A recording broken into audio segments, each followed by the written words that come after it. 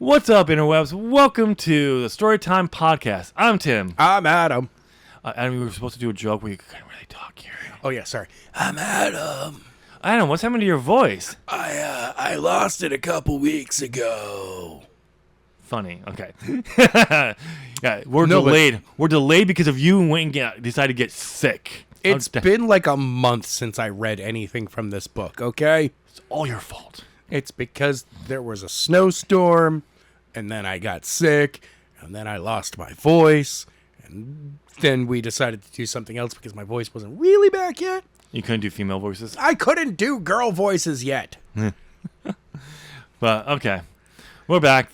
You know, if you're this far into the podcast, you know the drill, but basically Adam's going to read a chapter from my first novel, Angelic Wars, Legend of the Godchild.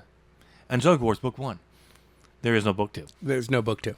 But the first book I ever finished, and we discussed it afterwards. Before we get to that, we got some stuff we got to take care of. We got stuff we got to take care of, Adam. Yes, we do. We got to shout out to our advertiser, Raid Shadow Legends. No, we're still not sponsored by them. No, we're not. No, okay. This is on my channel, not yours. You're far closer to that than I am. You never know where Raid will show up. That's true. Anyway, we got. If you want some bad gameplay, go check out Adam's channel, ZOP Gaming. Heck yeah. They're great at being mid. We are so mid. Actually, they're almost mid. They're not at mid yet. They're worse than mid. No, we're pretty good. No, you're at mid. We're just okay. You're not okay yet. There's one person over there who's okay. Anyway, if you want bad gameplay, go check out Adam's channel. For this one, if you go on to like this episode, go and hit that like button. Nope. Sacrifice it as a prayer to the holy algorithm. The holy algorithm. And subscribe to writing content on this channel. Other stuff coming out later soon. And with that being all taken care of, let's go to the reading. Chapter 20. Safe Haven. Where are we going? Natalie asked. We have flown past 2 mountains already. We're being followed, Cyrus said. Drag pants are on our tail, and I'm not sure where Sage is. He still might be fighting the Shadkins. More could have appeared for all we know. Hold on tight. I'm going to try to hide below in the trees. Okay, Natalie said. Cyrus began to fly high into the sky at a very fast speed. He flipped upside down on his back and was facing the ground. Natalie could see all the stars and the bright moon for a brief second before. Cyrus started swooping down towards the ground, doing a loop as he gained speed, heading right for the trees on the mountain. Once he reached the trees, he swung his legs under him, so he went down straight. They vanished into the trees only seconds before the drag pens came into sight. They clearly did not see Cyrus fly into the trees since they flew right past them. It worked, Cyrus said. They went right past us. Should we get going? Natalie asked. Not yet, Cyrus said. I want them to continue on so they will not see us as we leave.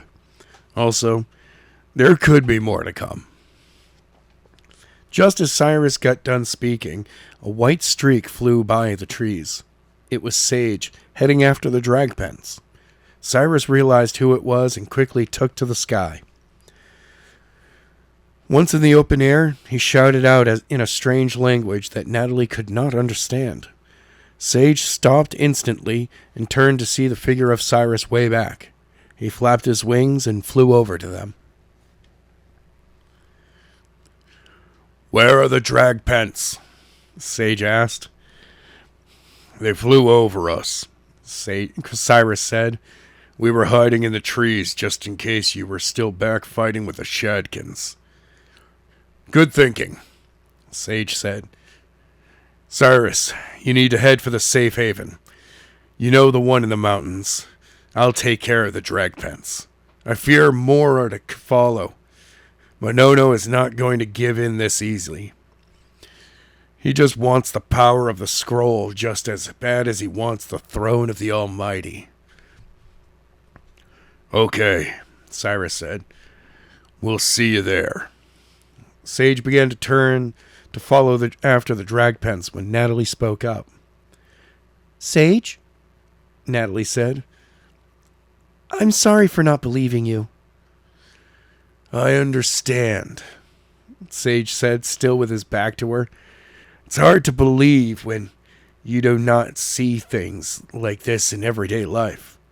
Just remember, if you cannot see something, it doesn't mean that it doesn't exist. I understand, Natalie said. You are not mad at me, are you?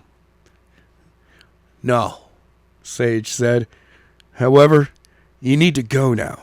If Cyrus gets caught by any more drag pens, he won't be able to fight them as long as he has you in his arms. All right, Natalie said. They heard you call, Sage said. They're coming back this way. Quickly, Cyrus.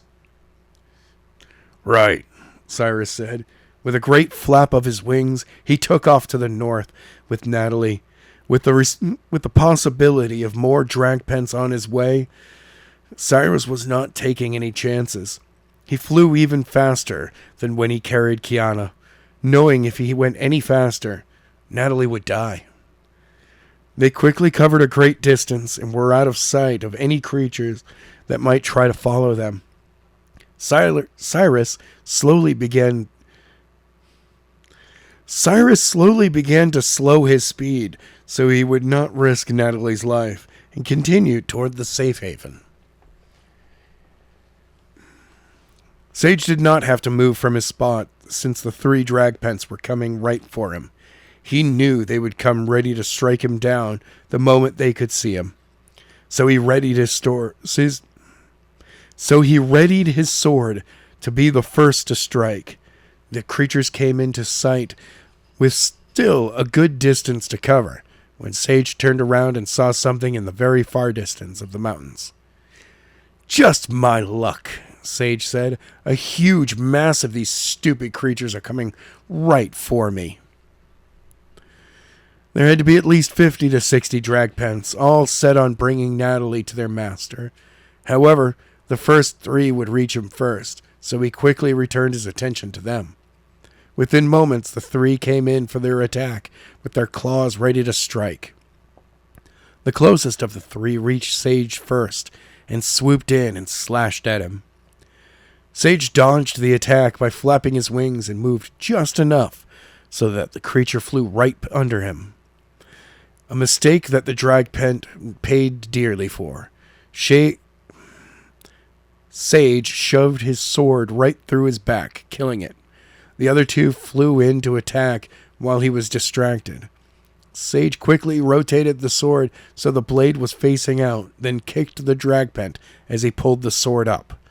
The creature flew to the ground as Sage turned and pulled the sword into a slash that caught the other 2 across their chests, killing them. They joined their fellow drag pen hurtling to the ground. With those 3 dead and heading to the abyss, Sage grabbed a rag from the pocket of the trench coat and cleaned the blood off the blade. Once it was cleaned, he turned his attention to the oncoming flock of drag pens. Well, I can see there are about 60 of them, Sage said to himself as he floated in the air awaiting the flock to reach him. Only one of me, and there is no telling how many more could be coming after this. I have no choice. Sage pulled his sword in front of his face, which was lighted up by the bluish glow coming off the sword. He closed his eyes and waited for the flock of creatures to come within striking distance, which did not take very long. The flock arrived only moments after Sage closed his eyes. The closest drag pens flew past him to see what he would do. When they saw he did not attack, they turned around, ready to strike, as those still approaching with the same idea. Sage's eyes flung open as they were glowing white with the bluish tint where the pupil was. His hair turned bright blue, and a white glow came off his body. After opening his eyes, his lips began to move. In the name of the Almighty, Sage said, empower my sword with your glory. Holding firm with his right hand, he extended his right arm above his head As soon as he did so, the white light, so bright and pure, lit up the sky like it was day. The light engulfed all of the drag pens, which burst into flames and turned into ashes. The light was visible for miles around. Only those within a few miles of the light would have died at the sight of it being so pure. After a few moments passed, the light vanished, and the flock of drag pens was gone. Sage returned his sword to its sheath. As his hair and eyes returned to normal and the glow faded, once his sword was resheathed, he took off after Cyrus and Natalie. Finally, after a long flight of being chased by evil creatures, Cyrus sat down on top of a mountain, where he landed just above where the trees ended, and it was all rocks. Right next to the post, it was a small path that led up to a cave only 30 feet away. He lowered Natalie's feet until they touched the ground before he let go of her. Once she felt the ground under her, she let go of Cyrus's neck. "Where are we?" Natalie asked. "I thought we were going to Safe Haven." "We did," Cyrus said. "Welcome to the Safe Haven in these parts. It's a cave, which is not known by any human. Planes that fly over these parts never see it, so it was the perfect place to put one." "I am not sleeping on rocks," Natalie said. "You really don't have a choice," Cyrus said. "It's either sleeping on rocks or going back to Monono and dying." "Those rocks seem more comfortable by the second," Natalie said, "now that you speak of what I just came from." "I thought so," Cyrus said. "By the way, I think you'll like it here." Cyrus folded his wings on his back before they disappeared. Then the two of them walked up the path into the cave. It was very dark inside, and the light of the moon hardly went past the entrance. "Wait here," Cyrus said, walking into the cave and quickly vanishing into the thick darkness. Moments later, several sparks could be seen deep inside. Then suddenly a flame shot up and lit the entire cave. Natalie was amazed at the sight. There were several sleeping bags around the fireplace where Cyrus stood. On the left wall of the cave were two big rocks with a metal grate over them, making a grill. A rope hung in the back of the cave from the left wall to the right wall, holding blankets and towels. Below them were several boxes with the word "food" written across them. "This is amazing," Natalie said, walking into the cave. "You didn't tell me you had all of this here." "I did not ask," Cyrus said. "Also, for this to be a safe haven, we need to have the supplies to survive. This is not all this place has.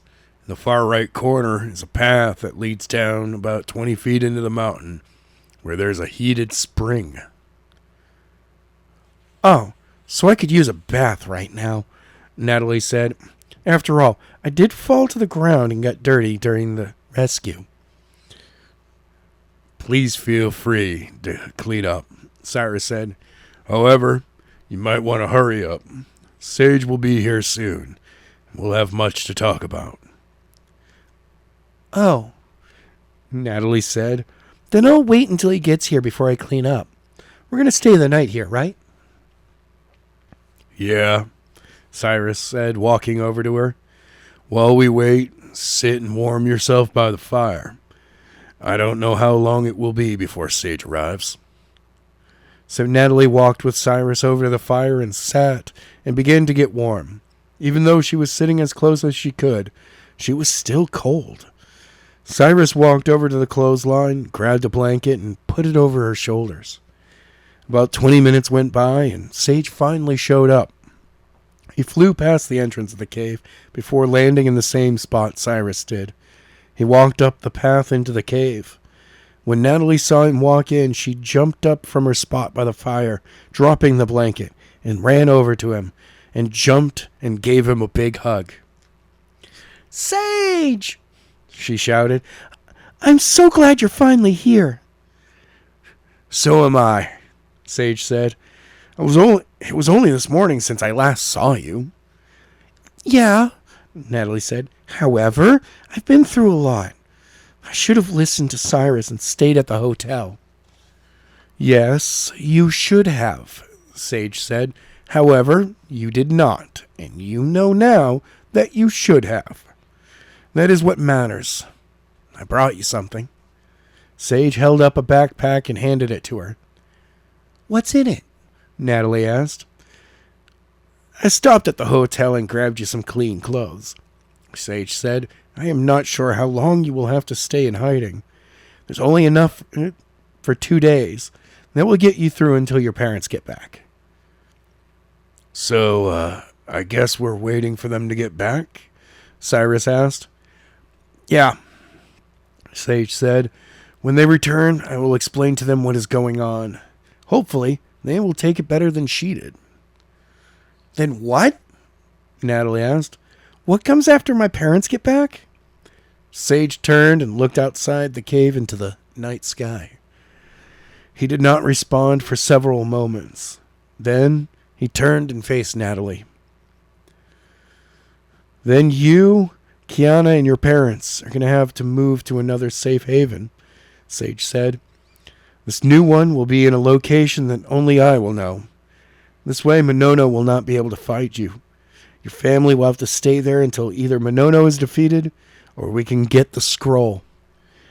Then why don't you grab some more angels and storm the house and take it? Natalie asked, upset. I would love to do that, Sage said. However, the Almighty is not allowing that. I have already asked for the troops to do that. He said there will be no more angels involved in this conflict. I am guessing it has something to do with you not staying in the cell when you escaped the first time. You know about that? Natalie asked. Yes, Sage said. Well, then you will just have to beat him, Natalie said. He will not fight me, Sage said. He remembers the last time he did. He came close to going to the abyss to take the... He came too close to going to the abyss to take the chance again. He would only face me if he was able to get the power of the Almighty. The only way he would fight me other than that is if he sent his whole coven. How big is it? Natalie asked. Apparently, he has shown us his whole coven, Sage said. According to the information we had, I have already sent the whole coven besides a few of the common angels to the abyss. You mean his coven has grown? Cyrus asked. Possibly, Sage replied. Either he's been keeping the numbers of his coven a secret, or the numbers have grown greatly in the past few days. He showed us today that his coven is bigger than what we thought. I thought you angels knew everything, Natalie said. We know more than you could ever imagine, Sage said. However, we do not know everything. Only the Father and the Lamb know everything. What they choose to reveal to us is according to the Father's plan. We do what we are told, and as we do, we figure out the information ourselves, or are informed. Natalie turned and ran back to the fire. When she got there, she knelt by the fire and began to cry. Cyrus went to comfort her, but Sage raised a hand and walked over to her. He put his arm around her shoulder as they knelt by the fire. She lifted her head with tears rolling down her cheeks. I don't want to live in seclusion for the rest of my life, Natalie said. I don't want to wonder if some creature from hell is watching me, just waiting to attack or kidnap me. I just want a normal life, free from this world of yours. I know, Sage said as he placed his pointer finger of his right hand to her cheek, lifting a tear off her face. I know you heard from the Almighty. He told you why things happened. He wanted to get your attention. Well, he got it, Natalie said. What more does he want? He wants your life, Sage said. He wants you to give up your life to believe in him, to have a life that would be pleasing to him. The Almighty allows bad things to happen in life to test his people. To those who do not belong to him, it is to get their attention. This is not normal by any means, but you are here, and he has succeeded in getting your attention. When are you going to realize that no matter what happens after this conflict is over, the Almighty is the only one who can always be there for you? Please, just think about it. You have a chance to have a relationship with the Creator. We angels are not so lucky. We all envy you. Just think about it. Sage stood up and walked over to Cyrus and motioned for him to follow him outside. Sage continued to walk outside down the path to where he and Cyrus had both landed. Cyrus walked over to Natalie, picked up the blanket, and again placed it over her shoulders. She was still crying, but not as much. After placing the blanket over her shoulders, he whispered something into her ear, which made her turn and look at him. He nodded his head and headed outside the cave. Oh. How is this supposed to be a secular novel, Adam? I have no idea. Because that's what the plan was, and I have this crap still in it. Yeah. I took it out of other stuff and rearranged things, but I left this in? Oh, yeah. Yeah, you made it. By the way, you also, you described a toxic relationship, an abusive, just accept it. Just accept it. Well, I don't know what you're talking Just about. trying to get your attention. I don't know what you're talking You about. know, if you weren't being bad, I wouldn't have to beat you. Yeah, see, that's No, what no. that's what it sounds like. It's not a toxic relationship. This was done out of love. Now, if it was the bad guys, that would be a toxic relationship. No, It was from it's still a toxic relationship. Remember, stalking and watching are two separate things. Totally separate things. Thing. They're the same thing. If the good guys are doing it, it's watching. If the bad guys are doing it, it's stalking. Manono stalked Natalie. Cyrus was watching over her. Was watching over Sage. Yeah, that's it. That's it. Totally different things. Totally different. Totally same different. thing. Totally They're the same thing. Totally the same thing. Stalking. It's like, yes, a very toxic relationship. But, yeah. I'm glad that Sage showed up because it you know, as a character who kind of gets introduced as the main character, it's good to see him come back. Wait.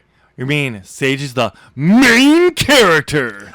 No, not that much. Not that way? No, but he was introduced as if he was going to be the main character. And very quickly you pivoted away from that. So almost like I didn't know how to do his journey, so I just pivoted away. Yes. And focused on the girl. Yes, Since exactly. it was a young adult novel, and I should have some girls, Yeah. young adults being the main characters. Exactly. Ah. By the way, I'm so glad, and this is something I need to point out regarding this chapter right away, that Sage and Cyrus and Natalie are totally okay with wherever Kiana is right now. Yeah, she's still at the cabin. She's safe. It's not like there was a Shadkin that showed up. Exactly. Um, But we're now at the safe haven, so it's okay. But no, they were going to go get her at the end of this chapter. Really? Because nobody said that. That's why they left the cave to talk about it. Yeah, but Should we give a little spoiler for the next episode of how the chapter begins? hold on a second. Before we get to the problem of your ending of this, I do have to say, you didn't do a terrible job of, following the the journey that Natalie and Cyrus have to make together to Safe Haven. You did a good job of doing, Sage's journey of dealing with these drag pens. Sure. Not a bad job. Sure. And, I mean, you did totally make it so that Sage is... We'll get there. I have a quote. Okay. I have a quote. Okay. And I'm going to read. Every once Okay, in we a can while. see the quote. By the power of Grayskull, I mean the Almighty. Yeah. By the power of Grayskull. I mean, the I Almighty. have the power. It's like, nope, just... Oh, by the way, the funny part about that, it doesn't say that he raises his sword. I know. It just says he raises his right hand. Which his sword is in. But at no point did you actually say his sword is in his right hand. You just said he had it. He could be left-handed. That would be the devil's hand. All angels are right-handed. That did not fall. That is because of stupid Latin. But yeah, so no, but yeah. Yes, this is I'm gonna spoil at the beginning of the next chapter really quickly. Really quickly, okay? Yeah. So they go out, they're supposed to talk about stuff. They continued for a few hours. Hold on. They're back in the sick It cave. gets better. I know. Because you had, in the paragraph, it said that Sage and Cyrus leave the cave and walk down to where they landed. And then Cyrus is back in the cave, putting a blanket over Natalie, and then exits the cave. I just told you what he was gonna do after he did that. Pure genius right there. You'd had him do it before he did it, and then went, hold on, teleported back. All right. And then what? Dude can teleport. No, he whispered something into Natalie's Oh, yeah. ear, too. What did he say? I don't think we ever get the answer on that one. Poopy butthole. That's why she looked at him. What? Remember, Cyrus is the Almighty until later when he's not. Maybe. But yeah, they go out to talk about what they're gonna do Yeah. and plans, and then they go back and walk in and decide not to do them. There was some. By the way, I do love the fact that Sage, legit. You know, he's got the 3 that were coming back to him, Yeah. and he's like, "Okay, I'll be able to take care of those 3." And what are these 60 some odd off in the distance?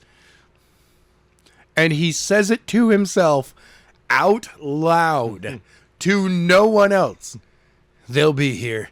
There's 60 more coming after me. Okay, I'll fight these 3. Sage, who are you talking to? Who are you talking? You could have thought that. That could have been an email. Seriously, it's like a CEO being like, I'm going to have a meeting of all these department heads to tell them that we're going to have a meeting in a week about a meeting. So about that horde, my response was, "Wait, where did this massive horde of Dragpins come from?" Exactly. I thought Minotau's forces were very few. We Exactly. saw them. And then when we talked about his force has been growing, I'm like, obviously his force has been growing. It's coming grown. If they, based on what your numbers were, duh. But Also, I kind of feel that drag pens just kind of can, you summon more of them. no, that was never the intent. But also, Adam confuses Kiana's and Natalie's voice at the very beginning. What are you talking about? Making Natalie sound way younger than she's supposed to. Nope. That never Wow, happened. Sage's voice is deeper now. That's Michael mode. And then he goes, "Oh, how dare wait. Sage's voice has changed and not as deep." Oh, that's back to Sage mode. Come on. Sage, He's got 2 modes. if Sage mode is a mode, that's bigger than Michael mode because that's where he becomes a Sage. Oh, sorry, we're not talking about Naruto? No. Oh, sorry, never mind. No. He Michael is all about the business. Cyrus, get her to safety. I have to deal with these drag pens. But then Sage shows up and he's like, "Hey, Natalie, let's talk about how my creator just wanted to get your attention by putting you through a lot of torture. Mental, emotional. You're But going to no- have emotional damage. But no physical. Yeah. Nope. We don't do that here. Yeah. Also, I have a question. Yes. Maybe you can answer this. Probably. Believing in what? What did Sage say to Natalie? And when? Who knows? So, I think I have the solution. I think I figured this out. Yeah. I think, once again, Tim removed something. Nope. That was somebody's alarm outside. Okay. So, once again, I removed something where Sage, after becoming Michael, visited Natalie while she's in prison, but did not rescue her. Yes. And said something to her. And now she's realizing it. My other favorite regarding this entire chapter is the whole, well, the Almighty could totally give us all the information necessary to make things work out perfectly so that everyone's safe. Oh, But yeah. nah. You can't understand. We can't truly understand him. He But- works in mysterious ways, Adam. But you could. Yeah, I totally could, but he No. won't. No.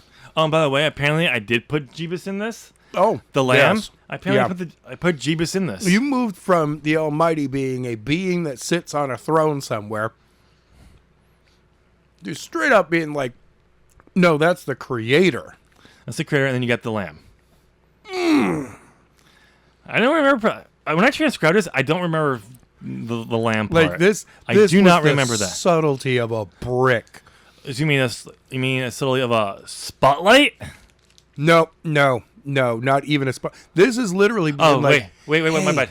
My hey, I bad. got something to tell you, and then hitting them with a brick. Spotlight is reveal when you're trying to be subtle and foreshadowing. Right. But I put a spotlight on it. This, yeah, you're right, a brick. Yeah. Again, how is this supposed to be a cycling novel? I don't know. And one of my favorites is, we're using Santa Claus logic to prove God. Yeah. Just because you don't see it doesn't mean it doesn't exist. So Loch Ness monster's real. Duh. So the Anunnaki are actually real. Duh. I Wait, knew it alien- all along. wait, we aliens? live in a simulation. Wait. Asian, Too far. Asian. Too far. Oh, Too far. okay. Doesn't work. So I really shouldn't let, Jenny know that her parents really want her to wake up from the coma that she's like, just wake up, Jenny. No. Just wake up. It's okay. Wait, Anunnaki. Are those aliens? Yeah, aliens. Too far. Okay. Doesn't prove it. Space isn't real. Space is real, but not aliens. Too far. We Can't prove. live we live under a bubble. Depending on what Christian you ask. Science deniers at that point. Yeah. Yeah, it's just, you got the power Grayskull. I mean, the Almighty with Yeah. the flame like there. Just straight up be like, bing! Everything in 2 miles. Oh, and By the way, so- everything in about a couple of miles, if it saw the light, would have died. I have something here. So So he just absolutely decimated the wildlife of a region. we do have. Oh, and by the way, we do have payoff for Sage having blue hair. Oh, yeah. Nah. And then Kind if of. the Almighty, if he can do anything, shouldn't he be able to prevent the power of his glory from only harming his enemies, not anyone else? Yep. And Adam took a drink to clear his throat. Hey, yes. Only one. One the entire time. It was a shorter chapter, so yeah. I'm disappointed. legit got to a point where I was like, It's a shorter chapter. I'm disappointed. You should have been able to do it without it. I tried. I honestly tried. Oh, and how dare Sage make Natalie and Cyrus wait 20 minutes? 20 whole minutes. 20 minutes. He was right behind them. He can prove he can move pretty fast. I don't care if he stopped to get close. How dare he make them wait? And isn't the hotel about 45 minutes away? That dude can fly. That's what I'm saying. How dare he make him wait? He's got to go. He should get have the teleport ability. He's not the Almighty. That's Cyrus. Until he's not. Yeah, I was going to say. Oh, and why are we waiting for Natalie's parents to come home again? I don't know. Why didn't he just go, have Cyrus go, boop, and teleport back? Because what stops Monono from going and grabbing them? I don't know. Seriously, like... They're on vacation. That's the only reason. It's like, they need this break. Monono knows not to go and mess with that vacation. Everyone knows in the fallen or the righteous, you don't mess with a vacation. Yeah, you leave a vacation. When you're on vacation, you're on vacation. The only stress you're supposed to have is from having a vacation. Yeah. That's it. No other stress. None. Once you come back from that, you can stress them all out about something that happened, but not while they're out on the vacation. That's the rules. That's why Monono wouldn't touch them. Oh, man. You don't mess with a vacation. You You know why? You know why that is? Why? It's procedure. Standard procedure right there, bro. Yeah. No one messes with procedure. Nope. Fallen or righteous, you don't You mess. leave procedure alone. You follow procedure. Now, different sides may have some kind of difference in procedure. But both sides are great. You don't mess with a vacation. Yeah. You just make the stress far much worse when they come back from it. The fallens. That's why there's entire people who are just permanently off limits because they're on a permanent vacation. Yep. I've retired and I'm on a permanent vacation. No, I'm retired. You can still mess with people there. Oh, yeah. But I'm on a permanent vacation. I'm on permanent vacation, bro. Yep. And they're like, Ah, man, I can't touch this guy. I really wanted to torment him. like Kill his family. The but I entire can't. band, Aerosmith. Yeah. Permanent vacation. Yeah. So, but yeah. But what do you think of the overall story of this chapter? Besides the toxic relationship that the Almighty's in with his people.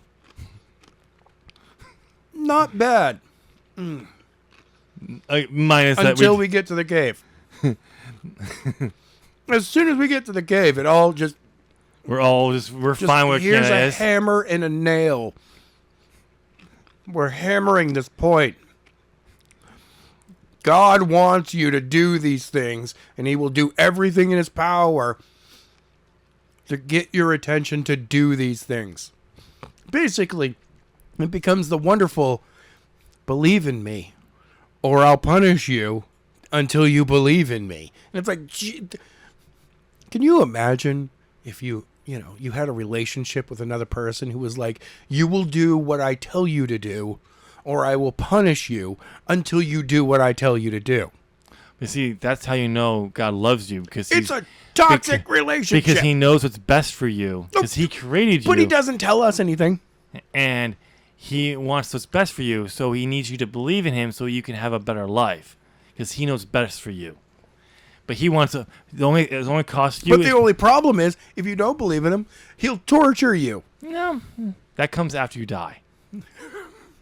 Not when you're alive. Maybe See, maybe it's alive during time. The only difference is, the only thing he wants from you is to believe in him, and when you are successful, give him all the glory, and when you fail, take all the blame. Take all the blame. That's the only response to things that you have. That is, for eternal life, it's clearly... It's not his fault. It's not. It's clearly reasonable. You're the blame for it when you fail, and he's responsible for all your achievements. Exactly. Obviously, it's Jeez. more than enough. Don't you understand how it works? I know.